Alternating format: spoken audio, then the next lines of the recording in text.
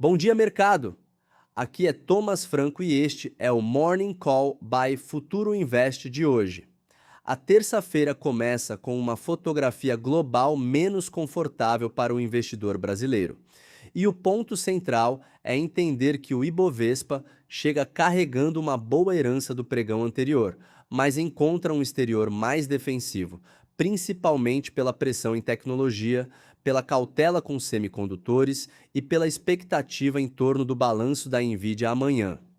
Ontem, a Bolsa Brasileira avançou 0,51%, fechando na faixa dos 172 mil pontos, depois de buscar máximas acima de 173 mil. O movimento foi sustentado por Vale, siderúrgicas e bancos, que compensaram a queda da Petrobras, já pressionada por um petróleo mais fraco. Em Nova York, o tom foi outro. O S&P 500 caiu 0,28%, o Nasdaq recuou 0,76% e o Dow Jones conseguiu fechar em leve alta. Essa diferença mostra uma rotação importante, com o investidor reduzindo o risco em tecnologia e preservando algum apetite por setores mais tradicionais. Nvidia caiu quase 3%, Micron perdeu perto de 6% e Broadcom também recuou, num sinal claro de que o mercado está muito sensível a qualquer decepção em guidance, margem ou demanda por inteligência artificial. Quando um setor muito concentrado lidera os ganhos por tanto tempo, qualquer ajuste de expectativa vira volatilidade no índice inteiro. O petróleo também entra como peça-chave da abertura. Depois do fechamento da B3, as sanções secundárias dos Estados Unidos contra o Irã ampliaram o ruído geopolítico, mas ficaram abaixo do pior cenário que parte do mercado vinha precificando. Em vez de disparar, o Brent realizou e fechou em queda de 2,35%, perto de 92 dólares por barril no contrato de outubro. Isso deixa uma referência negativa para as ações ordinárias e preferenciais da Petrobras, especialmente porque a companhia já vinha de queda forte na segunda-feira. Então, existe preço incorporado, mas o vento de curto prazo ainda sopra contra nos juros americanos. Houve algum alívio? O Treasury de 10 anos voltou para perto de 4,70%, enquanto o título de 30 anos seguiu acima de 5%. Esse recuo ajuda a reduzir a pressão sobre ativos de risco, mas não resolve o problema principal, que é o custo de capital global ainda muito alto. Para a Bolsa, isso significa que qualquer melhora precisa vir acompanhada de estabilidade na curva. Se os treasuries voltarem a subir, o dólar tende a ganhar força, o valuation das empresas de crescimento sofre e o investidor estrangeiro fica mais seletivo com emergentes. Na Ásia, a madrugada reforçou o tom defensivo. O MSCI e Ásia-Pacífico sem Japão recuava 0,5%. O Nikkei caía perto de 0,9% e o Kospi perdia quase 2,7%. Tecnologia segue no centro do ajuste, com o impacto da queda dos semicondutores americanos, da venda de ações anunciada pela Alibaba e da frustração com a política de retorno ao acionista da Samsung Electronics. A boa notícia é que os futuros americanos não apontavam uma deterioração agressiva, com o futuro do S&P 500 praticamente estável e o futuro do Nasdaq apenas levemente negativo. Ou seja, é uma abertura de cautela, não de pânico. Para o Brasil, a leitura inicial é de mercado misto e muito dependente de rotação setorial. Vale e siderúrgicas chegam com suporte do minério. Bancos vêm de comportamento construtivo e podem funcionar como estabilizadores, enquanto Petrobras tende a encontrar resistência pelo petróleo. O minério de ferro em Dalian avançou 1,27% no pregão anterior e a referência noturna em Singapura também apontava alta, perto de 98 dólares por tonelada. Isso ajuda a Vale, CSN e Uzi Minas, porque melhora a percepção de receita, fluxo de caixa e demanda chinesa, mesmo num ambiente externo mais frio. O dólar comercial fechou ontem em R$ 5,15, alta leve de 0,16%. É uma alta pequena, mas relevante, porque mostra que o câmbio ainda não entrou em modo alívio total. Para o investidor local, o câmbio precisa ser lido junto com juros americanos e commodities.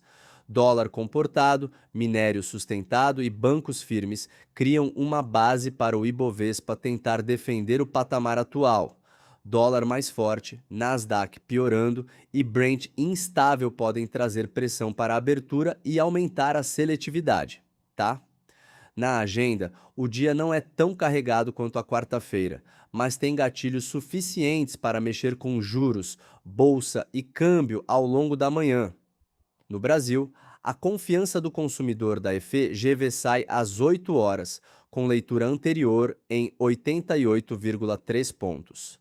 O impacto direto tende a ser secundário, mas o dado ajuda a medir a disposição das famílias, o ritmo do consumo e a temperatura da atividade doméstica. Em uma bolsa com bancos, varejo e educação no radar, qualquer sinal de consumo mais fraco ou mais resiliente pode reforçar movimentos setoriais.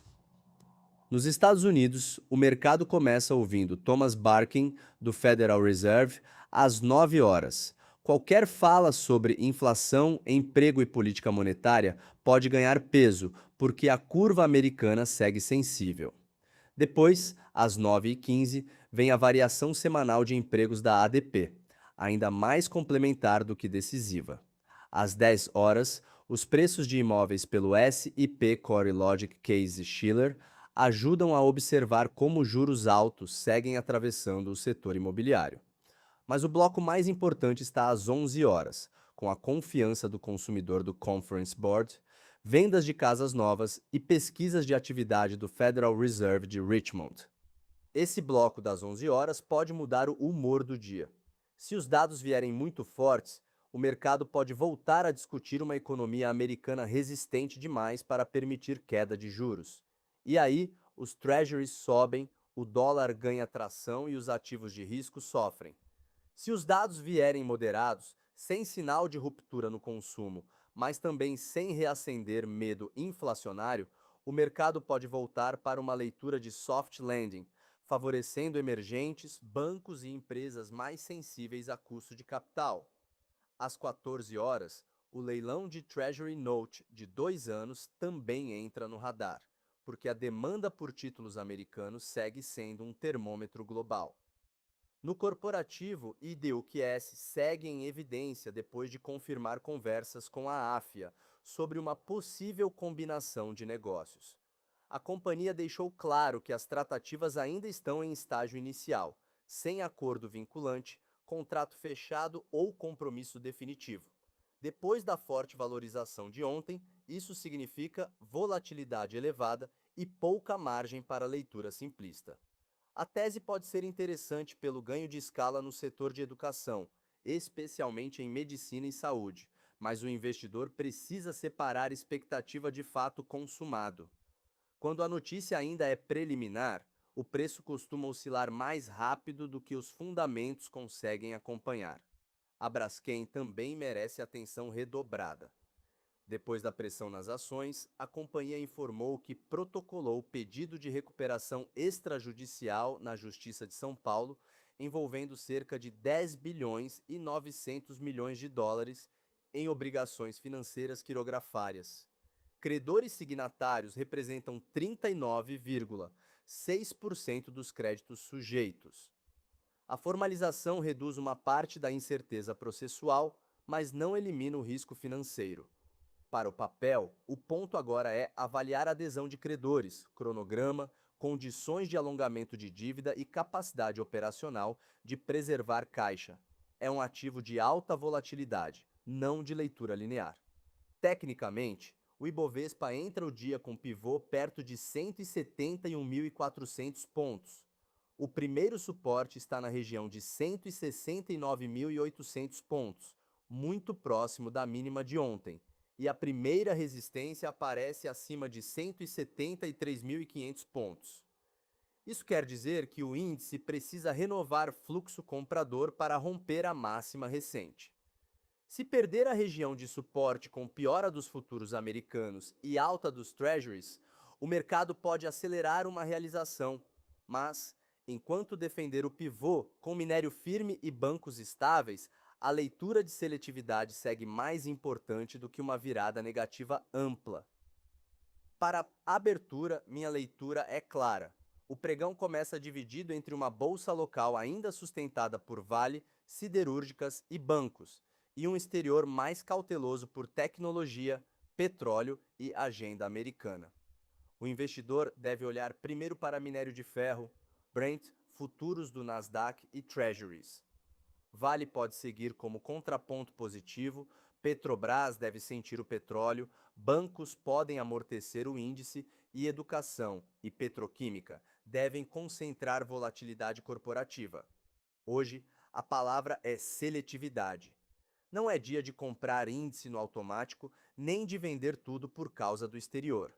É dia de escolher qualidade, liquidez e gatilho claro. Este foi o Morning Call da Futuro Invest, o seu guia diário no mercado financeiro. Até amanhã, pessoal!